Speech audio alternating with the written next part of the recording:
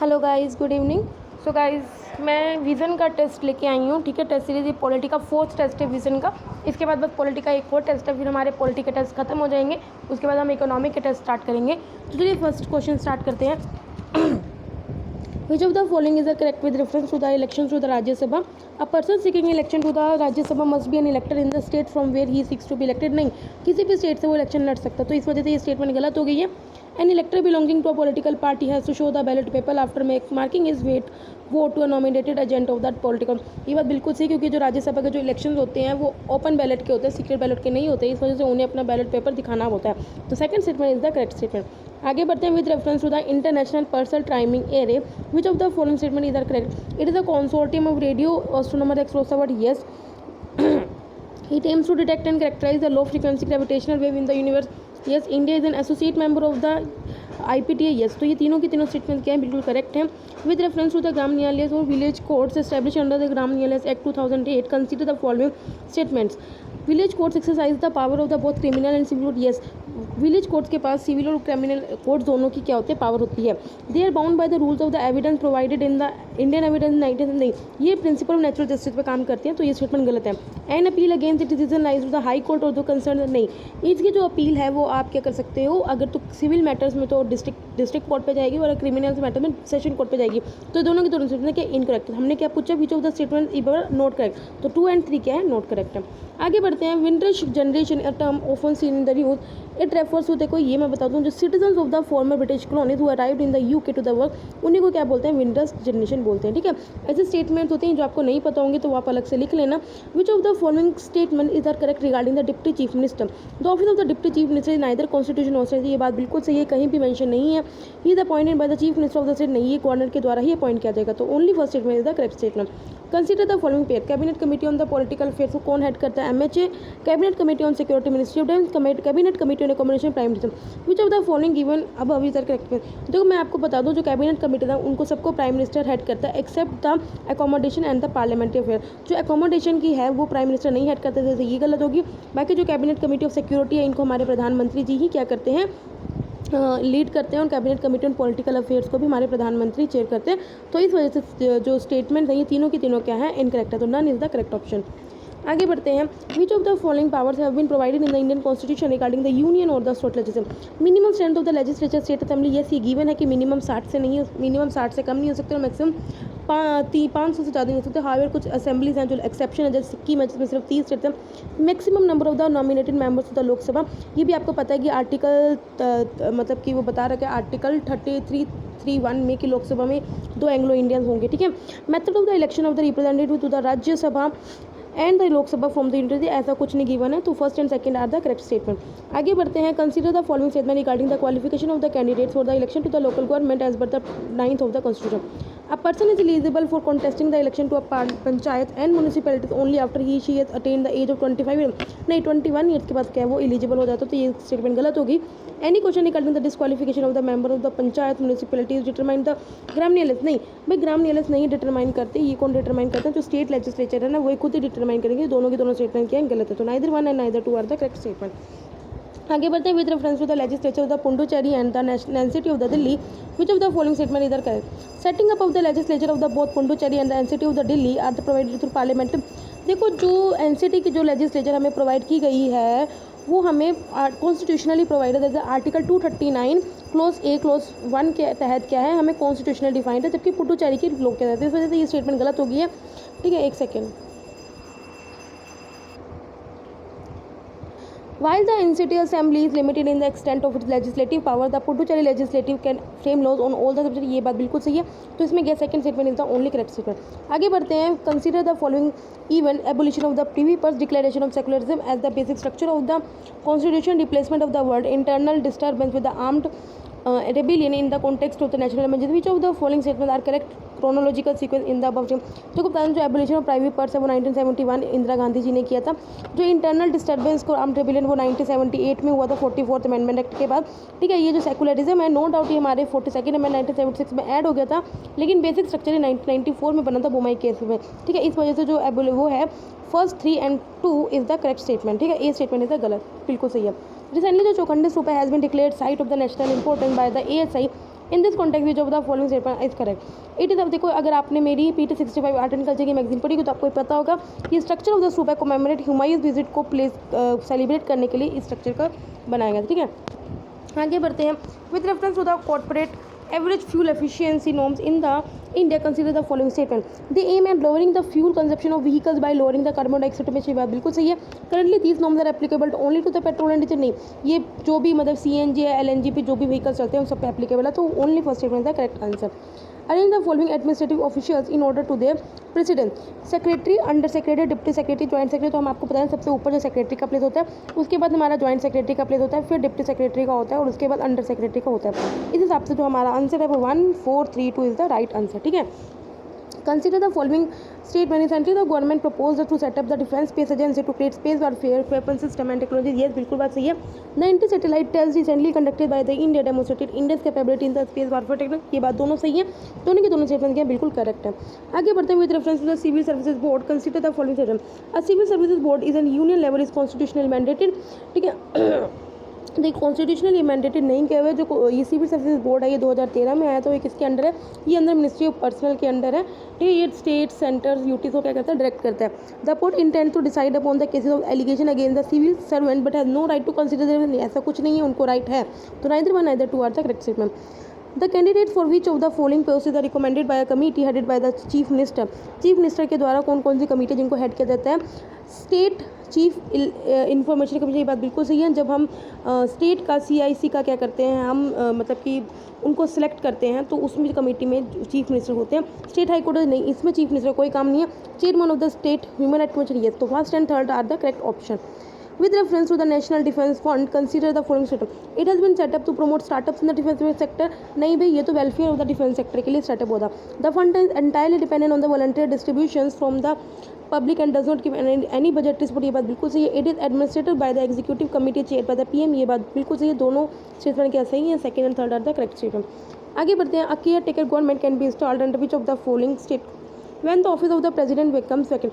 अगर office of president vacant हो जाएगा तो वाइस प्रेसिडेंट नहीं उस पर काम करेगा, तो भी केयर टेकर गवर्नमेंट उसमें क्या जरूरत है हमें? When the house is prematurely matured, yes, तब हम क्या कर सकते हैं? केयर टेकर गवर्नमेंट को अलॉट कर सकते हैं। When the party securing maximum seats in this election is yet to be proved its majority on the floor, yes, तब भी हम कर सकते हैं। तो सेकंड एंड थर्ड स्टेटमेंट क्या है? बिल्कुल सही है, बाकी फर्स्ट स्टेटमेंट इनकरेक्ट है। With reference to the non permanent membership of the UNSC, consider the following statement. ये वही बात है, करंट का क्वेश्चन अगर आपने पढ़ा होगा तो आपको पता होगा।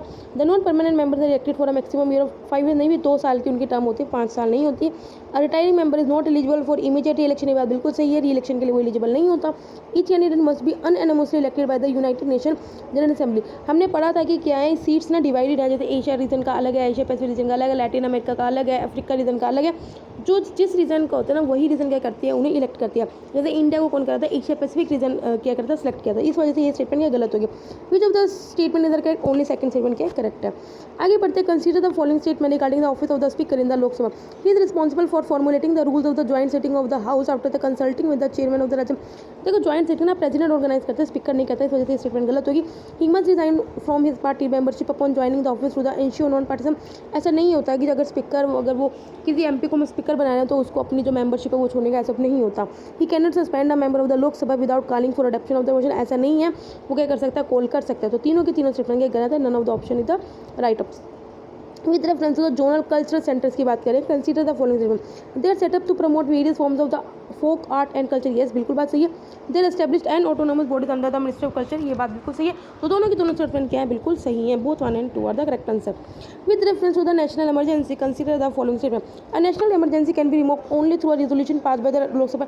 नहीं भी पार्लियामेंट प्रेसिडेंट क्या है वो खुद भी रिवोक कर सकता है, तो इस वजह से फर्स्ट स्टेटमेंट गलत हो गया। Once a written notice regarding the discontinued of emergency is received by the speaker, a special sitting has to be compulsory convened within the 30 days. देखो ये कंपल्सरी जो मीटिंग है ना, ये ऐसा कोई काम नहीं है, तो बहुत द स्टेटमेंट क्या है? गलत है। Neither one neither two are the correct answer. With reference to the wards committee, consider the following statement. The constitution mandated for the setting up of the wards committee within the territorial area of the municipality having a population of at least 10 lakh और more. ऐसा कुछ नहीं है, constitution ने कोई mandate नहीं किया हुआ है। The state legislature by law provides for the both composition and the manner in which the seat in wards committee shall be filled. तो मैं आपको बता दूं ये बात बिल्कुल सही है। स्टेट लेजिस्लेचर उस हिसाब से सोच सकती है, लॉ से कर सकते हैं। तो सेकंड स्टेटमेंट क्या बिल्कुल करेक्ट है। आगे बढ़ते हैं। If president of the India declare the national emergency under article 352 of the constitution on the ground of external aggression, then he can reduce but can not cancel the revenue transfer from the state from the centre to the state. तो ये बात बिल्कुल गलत है, ठीक है। He can issue ordinances on the state subject if parliament in is not in, ये बात बिल्कुल सही है, प्रेसिडेंट ऑर्डिनेंस इशू कर सकते हैं। He can suspend the right to move to any court for enforcement of the fundamental right under article 359 without the approval of government. देखो उसको पार्लियामेंट की अप्रूवल चाहिए, बिना पार्लियामेंट के अप्रूवल के नहीं कर सकता। तो ओनली सेकंड स्टेटमेंट क्या है इसमें करेक्ट है। आगे बढ़ते हैं। Consider the following statement regarding the leader of the opposition in the Lok Sabha. It is defined as the leader of the opposition having the greatest numerical strength. देखो ग्रेटेस्ट न्यूमेरिकल स्ट्रेंथ है, सबका 10% वोट उसके बाद कम से कम होनी चाहिए, तभी हम उसको क्या कर सकते हैं, लीडर ऑफ अपोजिशन घोषित कर सकते हैं। इस वजह से ये स्टेटमेंट गलत होगी। He the member of the committee to selected as the chief information commissioner, ये बात बिल्कुल सही है। चीफ इन्फॉर्मेशन कमिश्नर के वक्त क्या है, ये एक मेंबर कमेटी का मेंबर होता है जिसमें पीएम होते हैं, हमारे लीडर ऑफ अपोजिशन होते हैं और हमारे सीजीआई होते हैं। The leader of the opposition in the Lok Sabha and Rajya Sabha were recognise for the first time in the year 19 system. नहीं, ये बात नहीं है। तो इसमें कौन सी सेकंड स्टेटमेंट क्या करेक्ट है। आगे बढ़ते हैं हम अपना। In which of the following cases laws made by the parliament on the state list subject can be repealed by the state legislature. Laws made by the parliament on the state list after imposition of the state emergency under 356 of the constitution। ये बात बिल्कुल सही है। अगर किसी state में emergency लगी और पार्लियामेंट ने उसके ऊपर लाभ बनाया, लेकिन जब स्टेट में इमरजेंसी मतलब बिल्कुल सही हो गया तो उसके बाद स्टेट क्या कर सकती है, उस लॉ को रिपील कर सकती है। बात बिल्कुल सही है। Laws made on the state list by the parliament during a national emergency. देखो जब नेशनल इमरजेंसी के वक्त जो पार्लियामेंट किसी स्टेट सब्जेक्ट पे लॉ बनाती है तो वो ऑटोमेटिकली क्या है 6 महीने बाद डिसॉल्व हो जाते हैं। जब इमरजेंसी खत्म हो जाती है तो स्टेट लेजिस्लेचर को रिपील करने की कुछ जरूरत है ही नहीं। तो सेकंड स्टेटमेंट गलत है। When parliament makes law in the state list to implement the international obligation and agreement, नहीं तब स्टेट नहीं कर सकती क्योंकि इंटरनेशनल एग्रीमेंट को हमने फुलफिल करने के लिए पार्लियामेंट ने लॉ बनाया स्टेट पे, तो उसको रिपील नहीं कर सकती। तो सिर्फ फर्स्ट स्टेटमेंट क्या है इसका करेक्ट है, ठीक है। सेकंड और थर्ड क्या है इनकरेक्ट है। In context of the local governance in the India for which of the following representatives the direct election is mandatory as per the 73rd constitutional amendment act 1992। the chairperson of the gram panchayat, the chairperson of the municipal corporation, the member of the panchayat at the district level। देखो जो direct election से हम सिर्फ किसको elect करते हैं, तो member of the panchayat at the district level. बाकी जो chairperson of the gram panchayat और chairperson of the municipal corporation है उसे हम इनडायरेक्ट इलेक्ट करते हैं, ठीक है। तो third answer is only the correct. Which of the following statement is not correct. Not correct पूछा है regarding the 10th schedule to the constitution of India. It was introduce during the prime ministership of the Rajiv Gandhi. बात बिल्कुल सही है। 1985 में से add किया था जब राजीव गांधी पीएम थी। It is applicable to the nominated member. ये नॉमिनेटेड मेंबर ऑफ राज्यसभा के पास भी एप्लीकेबल है क्योंकि अगर नॉमिनेटेड मेंबर ने कल को कोई और पार्टी ज्वाइन कर ली तो उसे हम क्या कर सकते हैं, डिफेक्शन एंटी डिफेक्शन के तहत उन्हें कर सकते हैं, ठीक है। It can be invoke for the acts outside the parliament. देखो ये हाँ, अगर आउटसाइड द पार्लियामेंट में कोई एक्टिविटीज़ कर सकते हो तो उस पर आप एंटी डिफेक्शन कर सकते हो। It is applicable during the process of election of the members to the Rajya Sabha. नहीं, देखो ये इसमें क्या है कि राज्यसभा के जो इलेक्शन होते हैं वो ओपन बैलेट से होते हैं, ठीक है।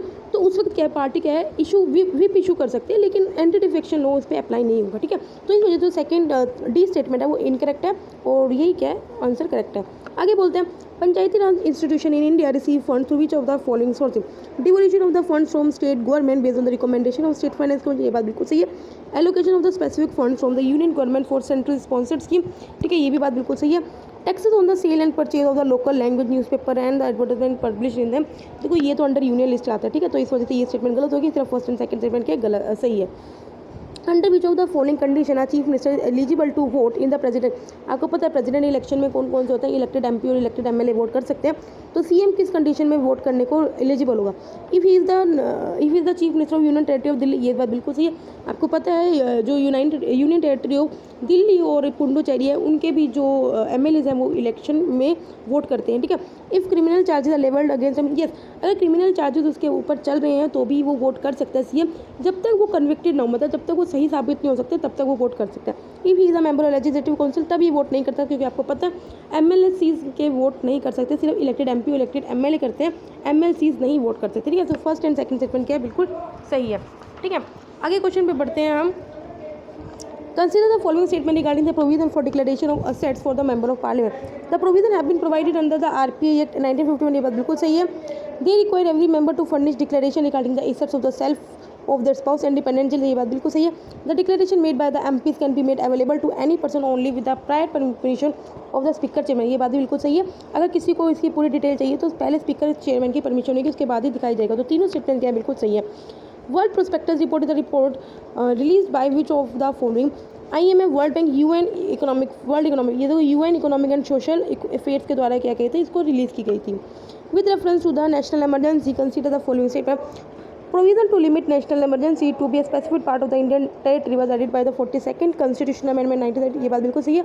The executive power of the center to give direction extends only to the state in which the emergency is imposed. ऐसा बात नहीं है जहाँ पे वो किसी भी स्टेट को ऑर्डर कर सकती है. तो फर्स्ट स्टेटमेंट क्या बिल्कुल सही है. आगे क्या है, which of the following statement is correct regarding the constitution office. The governor के कॉन्स्टिट्यूशन ऑफिस की बात कर रहे हैं. A person can be appointed a governor of maximum 2 state. नहीं, हम 2 स्टेट से ज़्यादा भी गवर्नर को अपॉइंट कर सकते हैं. Constitution prohibit a person domiciled in a particular state to become the governor of the state. देखो कॉन्स्टिट्यूशन ने नो डाउट की प्रोहिबिट किया हुआ है कि आप क्या है कि जिस स्टेट से आप हो वहाँ से आप गवर्नर नहीं बन सकते. लेकिन क्या है, बहुत बार क्या है इसे वायलेट किया गया है, इस वजह से ये स्टेटमेंट गलत हो गई है. ठीक है. Constitution does not lay down any ground for the removal of governor. ये बात बिल्कुल सही है. कॉन्स्टिट्यूशन में कहीं भी गवर्नर के रिमूवल का कोई प्रोविजन नहीं लिखा हुआ है. The governor preside over the meeting of council minister. ये बात बिल्कुल सही है. तो ठीक है, sorry, governor preside over the meeting of, नहीं, सीएम होता है ना, प्रिसाइड करता है. ठीक है, ये बात गलत है. ठीक है, तो सी स्टेटमेंट क्या है बिल्कुल सही है. आगे बढ़ते हैं. It is a rare herb ही, जहाँ देखो ये मेडिसिनल प्रॉपर्टीज है. ये कौन से, जो अगस्त्य हिल्स पे है. ठीक है. तो गाइस ये देखो मैंने आपको पढ़ाया हुआ है. अगर आपने मेरी PT 365 आर्ट एंड कल्चर देखी होगी तो देखो आरोग्य बचा प्लांट है जिसकी ये पूरी प्रॉपर्टी है. मिराकल प्लांट भी बोलते हैं उसे. और जो केरला की कानी ट्राइब है वो उसे प्रिजर्व करती है. ठीक है. आगे बढ़ते हैं. Consider the following statement regarding the contingency fund of India. The setting up of the contingency fund of India is mandatory under the constitution of India for meeting unforeseen expenditure. देखो mandatory नहीं है, no doubt. हम लोग क्या करते हैं, उसे constitute करते हैं, सेटअप करते हैं ताकि कोई डिजास्टर या कोई भी ऐसा एक्सपेंडिचर आए, अनफोर्सिन जो है, क्लाइमेट चेंज आ जाए, तो उसमें हम क्या कर सकते हैं, उस चीज़ को यूज़ कर सकते हैं. लेकिन मैंडेटरी नहीं है, इस वजह से गलत हो गया. It is maintain by the cabinet secretary on behalf of the president of India. नहीं, इसको मेंटेन कौन करता है, सेक्रेटरी करता है. गवर्नमेंट ऑफ इंडिया का मिनिस्टर ऑफ फाइनेंस करती है और डिपार्टमेंट ऑफ इकोनॉमिक अफेयर्स करते हैं. ठीक है. कैबिनेट सेक्रेटरी इसे मेंटेन नहीं करता. तो दोनों की दोनों स्टेटमेंट क्या इसमें गलत हो गई है. आगे बढ़ते हैं. In the context of the local governance principle of the subsidiary implies that local government institution should act as a subsidiary of the state government. नहीं भी, लोकल गवर्नमेंट अपनी इंडिपेंडेंट है, वो उनकी सब्सिडरी नहीं है. Higher authority should not exercise the function which can be carried out efficiently by the lower department authority. तो ये बात बिल्कुल सही है. सेकंड स्टेटमेंट में बिल्कुल सही है. फर्स्ट स्टेटमेंट बिल्कुल गलत थी. With reference to the state council of the minister which of the following is are provided in the constitution of the India. The maximum number of the ministers in a council. ठीक है. देखो ये हमारी constitution में बता रखा है कि मैक्सिमम नंबर ऑफ मिनिस्टर्स कितने हो सकते हैं. आपको बता रखा है कि 15 से 20% ज़्यादा नहीं हो सकते. Ranking of the minister in council नहीं. The portfolio under the government that a minister can be नहीं. तो ओनली फर्स्ट स्टेटमेंट क्या है इसमें करेक्ट है, बाकी सबके सब गलत है. Consider the following statement. Prime minister oath is administered by the CJ. नहीं भाई, प्राइम मिनिस्टर को प्रेसिडेंट ओथ देता है, CJ नहीं देता. Article 75 of the Indian constitution clearly stated the leader of the party in majority to be appointed as the prime minister. नहीं भाई, वो जो मेंबर है वो राज्यसभा का भी हो सकता है. तो 75 में देखो ऐसा कुछ नहीं लिखा हुआ है कि जो PM है सिर्फ वो मेजोरिटी पार्टी से ही होना चाहिए. आपको पता है जो मनमोहन सिंह जी थे वो राज्यसभा के MP थे. ठीक है. तो इस वजह से ये गलत हो गई है. If the prime minister is a member of the Rajya Sabha, he can nominate a member who is the leader of the Lok Sabha to be elected. तो ये बात बिल्कुल सही है. थर्ड स्टेटमेंट बिल्कुल सही है. पहले दो स्टेटमेंट बिल्कुल गलत है. With reference to the habitat right of the particular vulnerable tribal groups, consider the following statement. The habitat right of the PVTG extend to an area used by them for livelihood and economic activity. ये बात बिल्कुल सही है. An area marked as habitat for a PVTG cannot overlap with that of the other traditional forest. देखो इसे overlap किया जा सकता है कुछ केसेस में, इस वजह से स्टेटमेंट की गलत हो गई. First statement is only the correct answer. आगे बढ़ते हैं. Consider the following statement regarding the office of whip. The office of the whip is mention neither in the constitution of India nor in the NSM. देखो constitution में mention नहीं किया, लेकिन और इसको स्टेटस दिया हुआ है. देखो चीफ व्हिप एक गवर्नमेंट पार्लियामेंट का एक्ट आया था 1998, उसमें इसको मेंशन किया हुआ. इस वजह से ये स्टेटमेंट गलत होगी. The government whip chief monitors and manages the government business in the house. ये बात बिल्कुल सही है. तो सेकंड स्टेटमेंट क्या है इसमें बिल्कुल सही है. With reference to the fiscal federation the concept of the redistributive resource transfers to a state refers to the devolution of the united fund to a state from the center. No. The expenditure on the social security scheme by the center in the state. No. The gross devolution to the state adjusted by the respective states share in aggregate GDP. तो सी statement को बिल्कुल सही है, बाकी statement क्या है इसमें गलत है. आगे बढ़ते हैं अपने नेक्स्ट क्वेश्चन पे. Insertion of the part 9 paves the way for the democratic decentralization by providing the Panchayati Raj institution. In this context, which of the following is considered to be the novel feature of the PRI? Political accountability of the state executive. देखो political accountability नहीं होता मैं, ठीक है. Devolution of the taxation powers of the local level by the parliament. देखो ये state legislature के द्वारा होता है, पार्लियामेंट के द्वारा नहीं होता. रिजर्वेशन टू गवर्नमेंट, यस ये बात बिल्कुल सही है. तो थर्ड स्टेटमेंट क्या है बिल्कुल सही है. ठीक है. Consider the following statement. Constitution has empowered the union government to levy a tax on interstate supply of the goods and service, ठीक है, ये बात बिल्कुल सही है, ठीक है। Finance commission distribute the revenue collection between the centre and the state on interstate supply of goods and, देखो फाइनेंस कमीशन कभी डिस्ट्रीब्यूट नहीं करता, फाइनेंस कमीशन क्या करता है, ग्रांटिंग एड प्रोवाइड करता है, ठीक है। तो स्टेटमेंट सेकंड गलत होगी, तो ओनली स्टेटमेंट क्या सही है जो फर्स्ट है।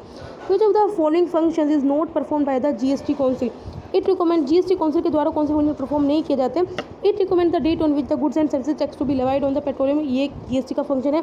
It check the unfair profit making activities by the trading companies, देखो ये जो फंक्शन है ये national anti profiting authority perform करते हैं, ना कि जीएसटी काउंसिल, इस वजह से ये स्टेटमेंट परफॉर्म नहीं किया जाता, तो ये स्टेटमेंट हमारी करेक्ट है। बाकी देख लेते हैं जीएसटी काउंसिल और फंक्शन कौन से परफॉर्म करती है। It decide the special rates of the GST during the natural calamity, ये बात बिल्कुल सही है। It educates any dispute arising out of the recommendations of the council between two और मोर से, ठीक है। तो ये 3 फंक्शन जीएसटी के द्वारा परफॉर्म किए जाते हैं, लेकिन ये जो अनफेयर प्रॉफिट मेकिंग जो एक्टिविटीज है ये कौन करती है, national anti profiting authority check करती है। आगे बढ़ते हैं।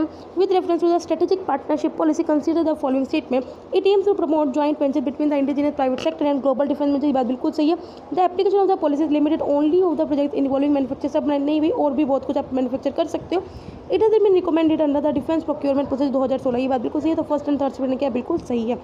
Which of the following statement is not correct about the no confidence mission?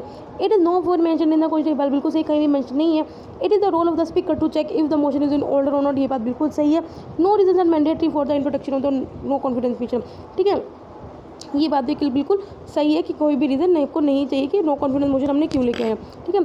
The motion is to be compulsory followed by confidence motion and then alternative confidence, नहीं भाई ऐसा नहीं है, ठीक है। तो थर्ड ही क्या है इसमें बिल्कुल सही है, मतलब ये स्टेटमेंट गलत है लेकिन ऑप्शन हमारा डी सही है।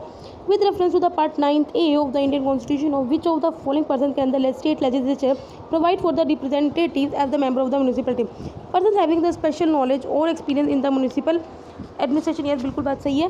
पर्सन हैविंग द नॉलेज और practical experience in the field of art, science, literature और social, no. Members of the लोक सभा representing constitution which comprise Holi और पार्टली द म्यूनिसिपलिटी है, तो ये बात सही है। तो फर्स्ट एंड थर्ड क्या है इसमें बिल्कुल सही स्टेटमेंट है। With reference to the schedule 5 of the Indian constitution, schedule areas are declared by, schedule areas हमेशा प्रेसिडेंट ही डिक्लेयर करता है, ठीक है। तो इसमें प्रेसिडेंट बिल्कुल करेक्ट है। आगे बढ़ते हैं। Which of the following matters related to the parliament fall within the purview of the ministry of parliamentary affairs, parliamentary affairs के अंदर किसके अंडर पड़ता है। Nomination to the Rajya Sabha and the Lok Sabha, election to the president, parliament, भाई ये तो political affairs है ना, पार्लियामेंट्री अफेयर्स नहीं है। Implementation of assurance is given by the minister of parliament, तो थर्ड स्टेटमेंट इसमें बिल्कुल सही है। तो करेक्ट क्या है, ओनली थर्ड, ठीक है। Which of the following committees recently seen in the news recommended the elephant bonds as a specified security product providing funds towards long term infrastructure, वो एलिफेंट बोन किसके द्वारा रिकमेंड किया गया था, सुरीत एस भल्ला कमेटी के द्वारा रिकमेंड किया गया था। Consider the following statement regarding the panchayat empowerment and accountability incentives की, वो कुछ चीज़ें ना नाम से समझ में आ जाती हैं, ठीक है। It was launch recently in 2018-19 budget, नहीं भाई। It seeks and empower panchayat and put in place accountability systems to make their functioning transparent and efficient, ये बिल्कुल बात सही है। Under this scheme states duties are ranked on a devolution index which measure the extent of the devolution of funds function and function by the state to panchayat, ठीक है। तो दोनों state में सही है लास्ट की, ठीक है। आगे बढ़ते हैं। With reference to the central equipment identity register consider the following statement. It is a project to track the arms and ammunition used by the law enforcement agencies in India, no. It has been launched by the Ministry of Home Affairs, no. तो दोनों के दोनों statement क्या है इसमें गलत है। Central equipment identity registered है, ये किसके द्वारा लिया गया है, ये department of telecommunication under the ministry of communication के द्वारा लिया गया है, जिससे हम क्या कर सकें, जो मोबाइल फ़ोन यूज़र्स हैं उन्हें ट्रेस कर सकें, ताकि जो स्टोलन या जो खो चुके फ़ोन या चुराए हुए फ़ोन है मुझे ट्रैक कर सके, ठीक है। तो आपको पता होना चाहिए central equipment identity register project हमने किस लिए किया था, ठीक है। तो इस स्टोलन फ़ोन को, स्टोलन मोबाइल फ़ोन को ट्रैक करने के लिए किया था, और किसके द्वारा किए हुए, department of telecommunication under the ministry of communication के द्वारा, ठीक है। इस वजह से दोनों के दोनों स्टेटमेंट गलत है। आगे बढ़ते हैं। Which of the following statement is correct about the PM of the India, ठीक है। The PM cannot vote during the passage of the no confidence motion if he is a member of the Rajya Sabha, ठीक है। देखो ये बात बिल्कुल सही है कि अगर वो राज्यसभा का मेंबर हो तो भाई नो कॉन्फिडेंस मोशन में कैसे वोट कर सकता है, ठीक है। He cannot hold the office at any state during his tenure without being MP, एक बात गलत है। देखो 6 महीने तक वो होल्ड कर सकता है ऑफिस, ठीक है। He can not be a member of any department related standing meeting, ये बात बिल्कुल सही है। तो करेक्ट आंसर क्या है, फर्स्ट एंड थर्ड क्या है, बिल्कुल सही है, ठीक है। In the absence of the chairman speaker and the deputy chairman speaker of the house, मतलब कि अगर ना तो स्पीकर प्रेजेंट हो ना डिप्टी स्पीकर प्रेजेंट हो हाउस में, और उसी तरह राज्यसभा में ना चेयरमैन प्रेजेंट हो ना डिप्टी चेयरमैन प्रेजेंट हो, तो उस वक्त जो हाउस को कौन प्रिसाइड करता है, एक पैनल होता है, उसको कौन इलेक्ट करते हैं, कौन नॉमिनेट करते हो, तो हम बता दें आपको कि चेयरमैन या स्पीकर ही उसको नॉमिनेट करता है, ठीक है। तो 5th 6th का यही करेक्ट आंसर है। आगे बढ़ते हैं। इंडिया जो फर्स्ट प्रोटोन थेरेपी जो सेंटर रिसेंटली इनोग्रेट हुआ चेन्नई में, proton therapy primary use for ये कैंसर ट्रीटमेंट के लिए यूज़ होता है, ठीक है। तो ये आपको पता होना चाहिए, अगर आपने करंट अफेयर्स पढ़े हो तो आपको ये पता भी होगा। In the context of the residuary power consider the following statement, power to legislate on the residuary subject is vested with the parliament. ये बात बिल्कुल सही है, रेजिटरी सब्जेक्ट्स पे सारी की सारी पावर पार्लियामेंट के पास होती है, स्टेट लेजिस्लेचर के पास कोई पावर नहीं होती। Provision of the residuary power in the Indian constitution has been borrowed from the constitution of Canada. ये बात बिल्कुल सही है, जो हमने रेजिटरी पावर का जो कंसेप्ट है वो कनाडा के कॉन्स्टिट्यूशन से लिया, तो दोनों की दोनों संख्या बिल्कुल सही है। The doctrine of the occupied field is associated with the synthesis of the parliament sovereignty and judiciary supremacy. आपको पता है हमारी वैसे भी पार्लियामेंट सोवरेन नहीं है। Apparent conflict between the fundamentalist and DPS भी नहीं, भी हमारे कॉन्फ्लिक्ट है ही नहीं ऐसा। Distribution of the legislative powers between the centre and city, ये बात बिल्कुल सही है, क्योंकि आपको पता है कुछ ऐसे हमारे लॉज बन जाते हैं जिसमें कहीं ना कहीं सेंटर और स्टेट में भड़क रहती है। Balance between the individual rights and interest of the, नहीं ऐसा नहीं है, तो सी स्टेटमेंट के इसमें करेक्ट है। Which of the following statement is not correct, not correct की बात करिए म्यूनिसिपैलिटीज़ की, ठीक है। The term for every municipality provides under the constitution is for maximum 5 years from the date of schedule for merger। ये बात बिल्कुल सही है। Every municipality shall be given a reasonable opportunity of being heard before its dissolution। ये बात बिल्कुल सही है। If the remainder period of the dissolved municipality is less than 6 months, हाँ, then it is not necessary to hold election within that month। ये बात बिल्कुल सही है। Retrospective laws can be brought to dissolve when necessary, ये गलत है, ठीक है। तो ऑप्शन डी इसका करेक्ट है। आगे बढ़ते हैं। The term PRIA soft some time mention in the news is best describe, देखो नाम से पता चलोगा पंचायती राज इंस्टीट्यूशन से रिलेटेड है, ठीक है। तो करेक्ट आंसर भी उसी के हिसाब से है। It is a digital media tool introduce in the UP to report cases of e-teasing। no, digital accounting tool to keep track of the all the receipts and expenditure of the PRA institution। ये बात बिल्कुल सही है। Software aimed at the increasing linkage of self-help groups with formal banking। no, new soft drink introduced in the market consisting of the herbs known to have anti-aging effect। नहीं, ऐसा कुछ नहीं है, तो आपको पता चल गया। ये ट्रैक करने के लिए जो भी एक्सपेंडिचर और जो रेवेन्यू है किसका, पंचायत राज इंस्टीट्यूशन का। With reference to the Financial Action Task Force, consider the following statement। It is a body under the OECD and to combat money laundering and terrorism। देखो FATF क्या है, सेपरेट ऑर्गेनाइजेशन है, OECD separate organisation है, ये इसके under काम नहीं करता, तो ये बात गलत है। नो डाउट इसका काम ये है कि मनी लॉन्ड्रिंग और टेररिस्ट फाइनेंसिंग को कॉम्बैट करना। India is a member of FATF, ये बात बिल्कुल सही है, ठीक है। It issues the FATF black list to declare individual, भाई इंडिविजुअल को डिक्लेयर नहीं करते, कंट्रीज को डिक्लेयर करते हैं। तो फर्स्ट और थर्ड के इनकरेक्ट है, second statement is only the correct statement. आगे बढ़ते हैं। जो one health concept often seen in the news, देखो वन हेल्थ कंसेप्ट मेनली इसलिए होता है कि यार अगर आप नेचर एनिमल सबकी हेल्थ क्या है, इनडायरेक्टली क्या ह्यूमन से जुड़ी है। ये नहीं कि अगर आप डिफॉरेस्टेशन कर जाओ, एनवायरमेंटल को इम्पैक्ट बनाते जाओ तो आपकी हेल्थ सही रहेगी, ऐसा नहीं है। तो वन हेल्थ कंसेप्ट यही है, an operate that seeks to establish a link between the human health and the animal health, ठीक है। Consider the following statement regarding the start and the unstart question।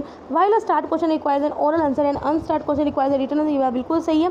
While supplementary question cannot follow in a start question, they can follow for an unstart question। देखो ये बात गलत है, जो supplementary question है वो बल्कि ओरल जो क्वेश्चन है उनमें आगे उठते हैं, मतलब स्टार्ट क्वेश्चन में उठते हैं, अनस्टार्ट क्वेश्चन में नहीं उठते। इसकी वजह से कि फर्स्ट स्टेटमेंट बिल्कुल सही है, सेकंड का इनकरेक्ट है। Consider the following statement regarding the office of profit। The Indian Constitution does not define the term office of profit। तो ये बात बिल्कुल सही, इंडियन कॉन्स्टिट्यूशन में कहीं भी डिफाइन नहीं किया हुआ है। Laws relating to the office of the profit 6 to and 4 the principle of separation of the power between the legislature and the executive, ठीक है। ये बात भी बिल्कुल सही है, ठीक है। Only the parliament has the power to enact laws and keep certain officers out of the purview of the office. क्यों भाई, स्टेट लेजिस्लेचर को भी है, तो इस वजह से एक स्टेटमेंट गलत होगी। तो कौन सी स्टेटमेंट करेक्ट है, 1 और 2 क्या करेक्ट स्टेटमेंट है। Which among the following take part in the election of president, आपको पता ही होगा इलेक्टेड MP और इलेक्टेड MLA ले सकते हैं, ठीक है। तो थर्ड स्टेटमेंट क्या है इसमें बिल्कुल सही है, आप पढ़ सकते हो। Elected member of both the houses of the parliament, yes बिल्कुल सही है। एक सेकेंड, हाँ, elected member of both the houses parliament, yes बिल्कुल सही। All member of the legislative assembly of state, नहीं ऑल मेंबर्स है ना, सिर्फ elected member of the legislative council of state, नहीं भी लेजिस्लेटिव काउंसिल तो पार्टिसिपेट लेती ही नहीं है, ठीक है। तो फर्स्ट स्टेटमेंट क्या बिल्कुल सही है, तो only A is the correct answer, ठीक है। आगे बढ़ते हैं। Consider the following statement regarding the Rajya Sabha। The allocation of the seats is based on the population of the each state with the higher seat to population ratio for the small, ये बात बिल्कुल सही है। There is no constitutional provision for reservation of the seats for SC and ST in Rajya Sabha. आपको पता है SC ST को provision कितना लोकसभा मिला हुआ, स्टेट लेजिस्लेटिव असेंबलीज में मिला हुआ, पंचायत में मिला हुआ है, लेकिन राज्यसभा में इनके लिए कोई प्रोविजन नहीं है, ठीक है। तो ये ये स्टेटमेंट क्या है, बिल्कुल सही है। तो दोनों स्टेटमेंट क्या है, बिल्कुल सही है, ठीक है। आगे बढ़ते हैं। Consider the following statement regarding the committee on public undertaking. The chairman of the committee is appointed by the chairman of the Rajya Sabha, नहीं भाई स्पीकर ऑफ लोकसभा अपॉइंट करता है, चेयरमैन ऑफ राज्यसभा की कोई काम नहीं है। It has no authority to examine the report of the CAG, भी गलत है, क्योंकि कैग के 3 रिपोर्ट्स लेके आता है, एप्रोप्रिएशन अकाउंट पे, एक फाइनेंस पे और एक पब्लिक अंडरटेकिंग पे। जो पब्लिक अंडरटेकिंग की जो रिपोर्ट है वो जो पब्लिक अंडरटेकिंग की जो कमेटी है वो उसे क्या करती है, चेक करती है, एग्जामिन करती है, ठीक है। इस वजह से ये स्टेटमेंट गलत हो गई। Minister can not be appointed as a member of the committee, ये बात बिल्कुल सही है। तो only third statement is the correct answer. आगे बढ़ते हैं। The establishment of the interstate council can be best explain as an exercise in the administrative delegation, direct democracy, cooperative federalism या डेमोक्रेटिक डिसेंट्रलिज्म। इसका आंसर बता दें cooperative federalism, इसकी बात सही है। आगे बढ़ते हैं। In the context of the panchayati raj system in India which of the following provisions were recommended by Balwant Rai Mehta. Establishment of directly elected 3 tier panchayati raj system. देखो बलवंत राय मेहता ने 3 टायर की बात करी थी, लेकिन डायरेक्टली इलेक्टेड को सिर्फ क्या बोलता था कि जो पंचायत है उसको डायरेक्टली इलेक्ट करना चाहिए, बाकी जो समिति और जो जिला परिषद है उसको हम इनडायरेक्टली इलेक्ट कर सकते हैं। तो ये स्टेटमेंट इस वजह से गलत होगी। All planning and developmental activity should be interested, ये बात बिल्कुल सही है। Constitutional recognition through the panchayat raj institution, constitutional recognition की बात इसने नहीं करी थी, तो ओनली सेकंड स्टेटमेंट क्या है इसमें सही है। Which among the following subjects come under the state interstate recruitment, yes. Labour welfare भाई कॉन्करेंट लिस्ट में आता है, फॉरेस्ट भी कॉन्करेंट लिस्ट में आती है, वाटर स्टेट लिस्ट में आता है, मेडिकल प्रोफेशन भी कॉन्करेंट लिस्ट में आती है। तो only first and fourth are the correct statement, ठीक है। आगे बढ़ते हैं। Consider the following statement regarding the rules of the procedure and the conduct of the business in the Lok Sabha. Under the formulation of the rules, the procedure and the conduct of the business in the Lok Sabha was regulated by the rules of the House and of the Commons of the UP. नहीं, ऐसा नहीं था। The rules can be amended by the speaker and require no approval from the भी ऐसा कैसे हो सकता है? Approval of House तो चाहिए ना। When the Rajya Sabha does not have rules on a particular matter, it follows the Lok Sabha rule on that matter. नहीं, ऐसा बात नहीं है। तो तीनों के तीनों स्टेटमेंट क्या है इसमें इनकरेक्ट है, ठीक है। Consider the following statement regarding the local governance. It is mandatory for the state legislature to transfer the subjects listed under the 11th schedule to the Panchayati Raj institution. नहीं, ऐसा बात आपने पढ़ा भी होगा न्यूज़ में कि जो 29 सब्जेक्ट तो PRI को मिले हुए हैं वो अभी भी स्टेट लेजिस्लेचर ने उनको ट्रांसफर नहीं किया। The state legislature can provide for the mandatory educational qualification to the candidate to contest election in local body. हाँ, ये कर सकती है क्योंकि अभी ऑलरेडी उत्तराखंड में इन्होंने लेके आए हैं कि अगर आपको पंचायत में इलेक्शन लड़ना है तो आपको मैंडेटरी इतनी एजुकेशनल क्वालिफिकेशन होनी चाहिए, तो ये कर सकते हैं। अर्लियर हरियाणा और राजस्थान भी ऐसा लेके आई है, तो सेकंड स्टेटमेंट क्या बिल्कुल सही है, ठीक है। आगे बढ़ते हैं। Consider the following passage, it is granted when the actual expenditure incurred exceeds the approved grants of the parliament. Such grants are brought to the notice of the parliament by the controller and auditor general of India. However, before these grants are submitted to the Lok Sabha for voting, they must be approved by the public account committee of the parliament. Which of the following is refer to with above package. तो मैं बता दूँ इसमें access grant इसका answer सही है, ठीक है। एक्सेप्शनल ग्रांट तो अलग होता है, इसमें तो हम बताते भी नहीं कि हमें किस रीज़न के लिए पैसा चाहिए, इसे हम ब्लैंक चेक भी बोलते हैं, ठीक है। एडिशनल ग्रांट क्या होता है, पहले पैसा हमें सप्लीमेंट्री ग्रांट हम पहले ही ले लेते हैं कि हाँ यार कि मुझे इतना चाहिए होगा, मेरे बजट इतना एलोकेट हुआ लेकिन मुझे चाहिए तो हम पहले ले लेते हैं, ठीक है। Consider the following statement with reference to the constitutional provision related to the official language in the mother tongue. Article 350B provides for the instruction in the mother tongue at the prime। देखो article 350B में तो special officer for linguistic minority, तो ये statement यहीं पे गलत होगी। Any change in the official language of the state need the approval of the council of state. देखो पहली बात, कोई भी अगर ऑफिशियल लैंग्वेज में आपने चेंज करना है तो आपको काउंसिल ऑफ स्टेट्स की अप्रूवल नहीं चाहिए, ठीक है। स्टेट लेजिस्लेचर अपने आप क्या कर सकते हैं, उनको चेंज कर सकती हैं, ठीक है। Until the parliament provides otherwise, all the proceedings in the supreme court and in the higher court are to be in English language only। ये बात बिल्कुल सही है, तो ओनली थर्ड स्टेटमेंट क्या है बिल्कुल करेक्ट है। आगे बढ़ते हैं। Consider the following statement regarding the notified area committee. Notified area committee the statutory body created by an act of the state legislature. मैं आपको बता दूं नोटिफाइड एरिया कमेटी ना ही कॉन्स्टिट्यूशनल है ना ही स्टैट्यूटरी है। All the member of the committee are the nominated members, ये बात बिल्कुल सही है, तो सेकंड स्टेटमेंट क्या है बिल्कुल सही है, ठीक है। आगे बढ़ते हैं हम अपने नेक्स्ट क्वेश्चन पे। With reference to the recently inaugurated Kaleshwaram lift irrigation project, consider the following statement. It is the world's largest multi-stage and the multi-purpose lift irrigation। ये बात बिल्कुल सही है। It has been established on the river Krishna in Andhra Pradesh. मैं आपको बता दूँ तेलंगाना में established है, आंध्र प्रदेश में नहीं है, तो स्टेटमेंट गलत होगी। Only first statement is the correct। Consider the following passage, the objective of the instrument is to put off the further consideration of the business in hand for the time being. It is intended to have a postponing or indefinitely delaying effect on a debate. If it is moved and carried, the subject under discussion is either shelved or the debate is postponed. Which of the following parliamentary instrument is being referred to in above। देखो ये dilatory motion है, मैं आपको बता देती हूँ सबके बारे में। पॉइंट ऑफ ऑर्डर हम तब करते हैं जब कोई भी रूल्स ऑफ द हाउस को फॉलो नहीं करेगा, तो पॉइंट ऑफ ऑर्डर जब यूज़ होता है। कॉलिंग अटेंशन मोशन तब यूज़ होता है जब कोई अर्जेंट पब्लिक इंपॉर्टेंस के मैटर को हमें डिस्कस करना हो। क्लोजर मोशन में हम क्या करते हैं, मेनली क्या करते हैं, तो डिस्कशन होती है उसको कट कर देते हैं और सिर्फ वोट कर देते हैं, ठीक है। तो ये जो ऊपर वाला जो सारा बात कर रहे हैं वो डायलेटरी मोशन के अंडर आता है, ठीक है। With respect to the concurrent list, consider the following statement. Amendment to the concurrent list require only the special majority of both the houses of the majority houses of the parliament under article 368 of the constitution. भाई concurrent list में कोई matter है तो उसे amend करने के लिए आपको स्टेट लेजिस्लेचर्स की भी परमिशन चाहिए होगी, तो इस वजह से ये जो पहला स्टेटमेंट है वो गलत होगी। Allotment on the subject under the concurrent list by the centre will always prevail over the law made by the state. देखो नो डाउट हमेशा जो सेंट्रल लॉ बनती है वो प्रिवेल करता है over the law made by the state, लेकिन अगर कोई ऐसा सब्जेक्ट है जिसमें स्टेट ने ऑलरेडी प्रेसिडेंट के लिए कंसिडरेशन में रखा हुआ है तो उस केस में क्या है, जो स्टेट का लॉ है वो प्रिवेल करता है। तो हमेशा ऐसा नहीं होता, इस वजह से ये दोनों स्टेटमेंट क्या होगी, गलत हो गई। With reference to the normalized difference vegetation index, consider the following statement. It measures the density of the vegetation in a particular region by measuring the difference between the visible and the near infrared sunlight reflected by the plant। ये बात बिल्कुल सही है। It is a technique used in tracking the presence of wild elephants। ये बात बिल्कुल सही है, दोनों की दोनों स्टेटमेंट क्या है, बिल्कुल सही है। आगे बढ़ते हैं। Circular economy a term often seen in the news refer to the economic model in which the resources are recovered and the use at the end of the each life होता है। ये बात बिल्कुल सही है। सर्कुलर इकोनॉमी में यही है कि जो लास्ट के जो प्रोडक्ट्स हैं उन्हें हम रिकवर करें, रीयूज़ करें, ठीक है। बाकी तीनों स्टेटमेंट की ऑफकोर्स गलत ही होंगी, ठीक है, आप पढ़ लेना, ठीक है। Which of the following will lapse on the dissolution of the Lok Sabha और the legislative assembly of the state. कौन सा बिल है जो लोकसभा के डिसोल्व होने पे क्या लैप्स हो जाता है। A bill introduce in the Rajya Sabha and refer to the joint committee set up by the Rajya Sabha. एक बात बताओ, जब वो बिल राज्यसभा में भी इंट्रोड्यूस हुआ है और राज्यसभा ने खुद ही अपनी कमेटी को रेफर किया हुआ है तो वो अभी लोकसभा गया ही नहीं है तो वो बिल डिसोल्व होगा ही नहीं, तो ये बात बिल्कुल सही है। ये बात मतलब कि ये बिल बिल्कुल भी लैप्स नहीं होगा, ठीक है, तो ये गलत होगी। A bill which has been passed by the legislative assembly of state and is pending in the legislative council, ये लैप्स हो जाएगा। Any business pending before the parliamentary committees of the Lok Sabha, ये बात भी बिल्कुल सही है, ठीक है।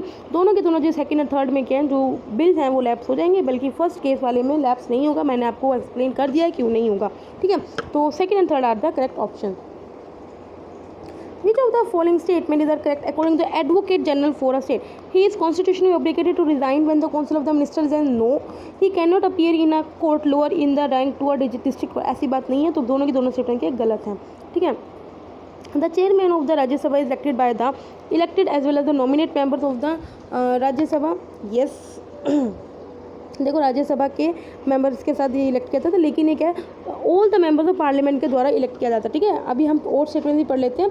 Elected members of both houses of the parliament, नहीं भाई, नॉमिनेटेड मेंबर्स इसमें पार्टिसिपेट करते हैं। Elected as well as the nominated members of the two houses of parliament, ये बात बिल्कुल सही है, ठीक है। Elected members of the parliament as well as नहीं, स्टेट लेजिस्लेटिव का इसमें कोई काम ही नहीं होता। Libra and Monero recently seen in the news, ये क्या है, क्रिप्टो करेंसी है, ठीक है। लिब्रा फेसबुक की क्रिप्टो करेंसी है। आगे बढ़ते हैं।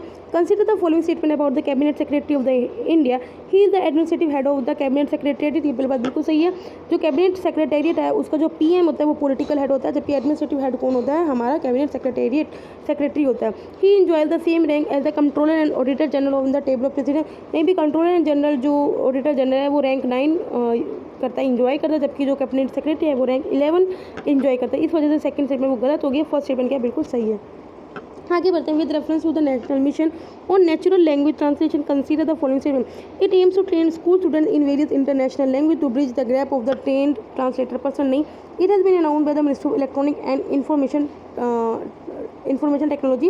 ये बात बिल्कुल सही। हम आपको बता दें, जो ये जो नेशनल मिशन और नेचुरल लैंग्वेज ट्रांसलेशन था, इसका एम यही था ताकि हम जो साइंस एंड टेक्नोलॉजी उसको प्रोग्रेस कर सके टू ऑल द हर एक बच्चे के पास, और जो बैरियर है ना high level of English faculty उसे हम हटा सके, ठीक है। ये अनाउंस किसके द्वारा गया, ministry of electronic and information technology. ये बात बिल्कुल सही, तो ओनली सेकंड स्टेटमेंट क्या बिल्कुल करेक्ट है। Which of the following parts of the constitution were amended inserted by the 73rd constitutional amendment. 73rd constitutional amendment का क्या ऐड हुआ था, DPSP no, part third no, schedule 11th yes, part 9th yes. तो ये तीन दोनों क्या होते थे, तो थर्ड एंड फोर्थ क्या है बिल्कुल करेक्ट है। आगे बढ़ते हैं। Which of the Indian following instrument is are use by the Indian parliament to exercise the control over the executive. Half an hour discussion, consultative committee, parliamentary forum, prime minister question. देखो सिर्फ half an hour question discussion ऐसे हैं जिसमें आप executive पे control बना सकते हो। देखो प्राइम मिनिस्टर क्वेश्चन पे तो क्या है, जो एमपीज होते हैं ना वो पीएम से आस्क क्वेश्चन कर सकते हैं, ठीक है।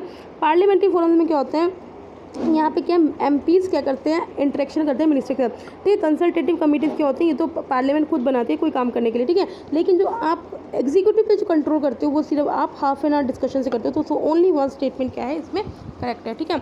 चलिए नेक्स्ट क्वेश्चन में बढ़ते हैं। With reference to the ordinance making power of the president, consider the following statement: the power is parallel to and coextensive with the legislative power of parliament. नहीं, बिल्कुल भी नहीं, पार्लियामेंट के एब्सेंस में ordinance बना सकते हो। The president can withdraw an ordinance only on the advice of the council of minister, ये बात बिल्कुल सही है, तो ओनली सेकंड स्टेटमेंट क्या है, बिल्कुल सही। आगे बढ़ते हैं। With reference to the resilient Kerala programme, consider the following statement: it aims to enhance Kerala's resilience against the impact of natural disaster and climate change, बिल्कुल बात सही है। It is financial supported by the World Bank, ये बात भी बिल्कुल सही है, दोनों के दोनों स्टेटमेंट क्या है इसमें करेक्ट है।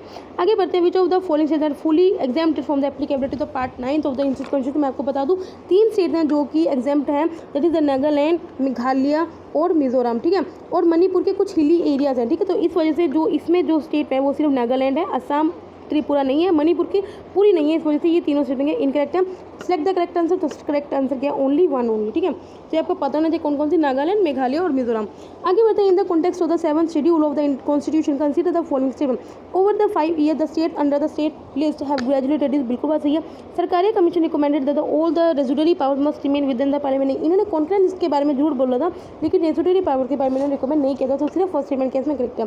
Consider the following statement regarding the parliamentary privileges. The parliamentary privileges prevail in the case of any conflict between the privilege of an MP and the fundamental rights of the citizen, नहीं, ऐसा नहीं है।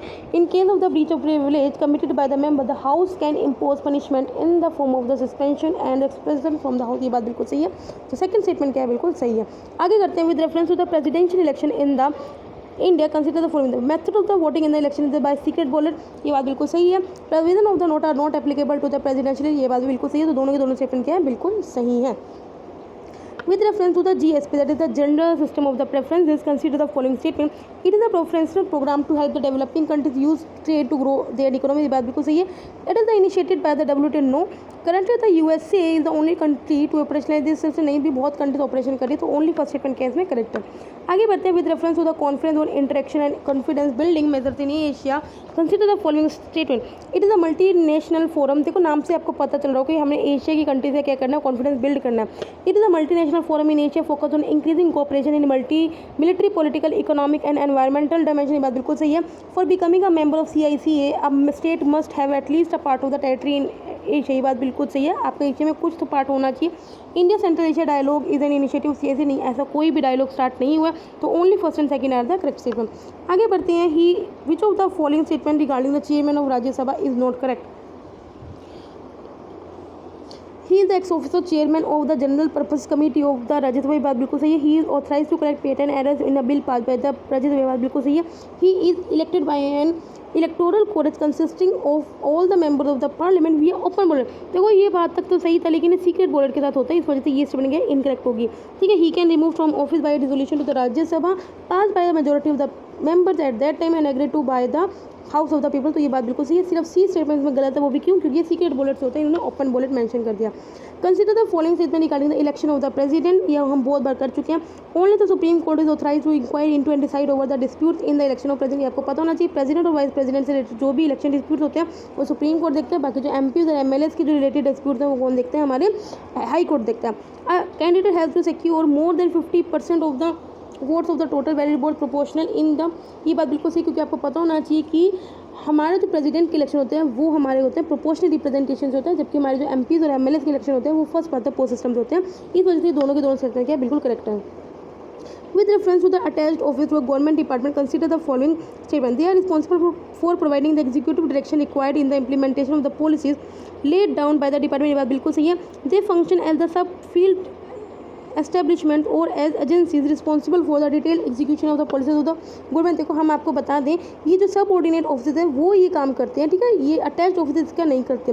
दे serve as the repository of the technical information and advise the department on technical aspects of question deal with by them, ये बात बिल्कुल सही है। तो फर्स्ट एंड थर्ड स्टेटमेंट क्या बिल्कुल सही है, बाकी सेकंड में गलत है। तो गाइस यहाँ पे जो पॉलिटिकल आज का टेस्ट है 100 के 100 क्वेश्चन मैंने कंप्लीट कर दिए हैं। कल भी मैं पॉलिटिकल लास्ट टेस्ट लेके आऊँगी, इससे क्या होगा हमारे जो 5 टेस्ट हैं ऑलरेडी विजन के मैंने इनसाइट के करा चुकी हूँ और विजन के हो जाएंगे, 10 टेस्ट आपकी पॉलिटी के हो गए हैं, तो आपकी प्रैक्टिस बहुत अच्छी हो जाएगी। तब तक के लिए बाय बाय, टाटा।